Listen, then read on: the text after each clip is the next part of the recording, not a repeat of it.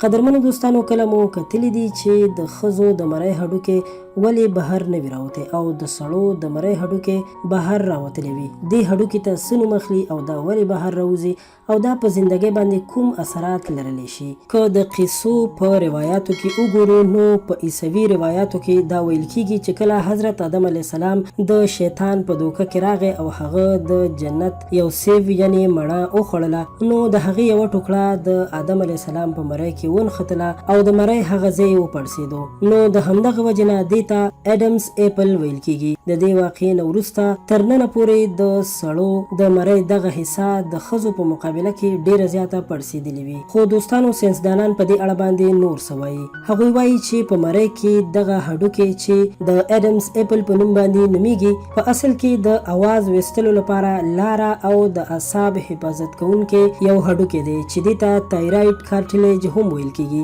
او دا هم ویل کیږي چې دا تایراید کارټلیج د اواز د درنېدو یعنی پیړېدو سبب هم کیږي. د ساینسدانانو له مخې چې وایي که تاسو وګورئ نو په ماشوموالي کې د هلکانو او د جنکو اوازونو کې څه خاص فرق نه وي خو چې کله اکثره هلکان بالغیږي نو د هغوی اواز هم زیات درنیږي او پیړیږي ځکه چې بلوغت ته رسېدو سره دغه تایراید کارټلیج هم په جسامت یعنی سایز کې لویږي او ساینسدانان وایي چې په کومو سړو کې تایراید کارټلیج غټ وي یعنی د هغوی په مرۍ کې ډیر راوتی وي نو د هغوی اواز هم دروند وي. خو د سړو په مقابله کې ښځې که بالغې هم شي نو د هغوی تایراید کارټلیج وده نه کوي او په جسامت کې هیڅ اضافه نه کیږي نو د دې له وجې د هغوی اواز د سړو په مقابله کې ډیر زیات نری وي. خو که بیا وکتل شي نو په ځینو ښځو کې هم دغه هډوکی په مرۍ کې نسبتا لږ لږ راوتی وي. که د هغوی اواز تزیر شو نو اواز یې هم لږ لږ د سړو غوندې وي او کله کله داسې هم کیږي چې په سړو کې دغه هډوکی بیخي وړوکی پاتې شي او کله چې هغوی خبرې کوي نو داسې ښکاري چې ګینې یوه ښځه خبرې کوي.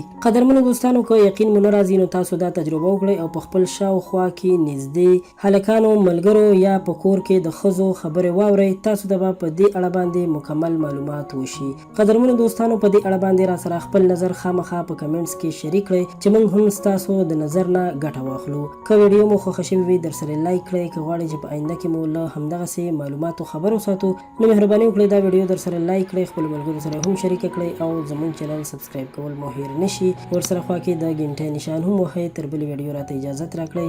په لوی الله مو سپارم. د خدای په امان.